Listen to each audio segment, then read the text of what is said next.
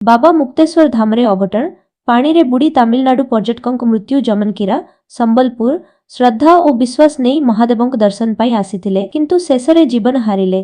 संबलपुर जिला जमनकीरा ब्लॉक अंतर्गत प्रसिद्ध बाबा मुक्तेश्वर धामरे एक अभावनीय घटना घटी। पानी रे बुड़ी जड़े तमिलनाडु पर्यटक मृत्यु होईछि।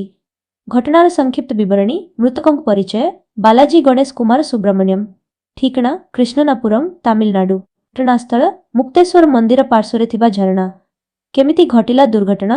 सूचना अनुसार तमिलनाडुरु किछि युवक पर्यटक बाबा मुक्तेश्वरंक दर्शन पाई आसीथिले।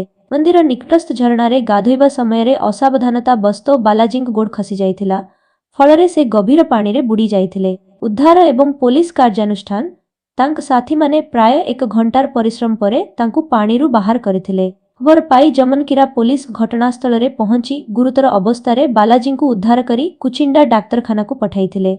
सेठारे डाक्तर तांकु मृत घोषणा करिथिले।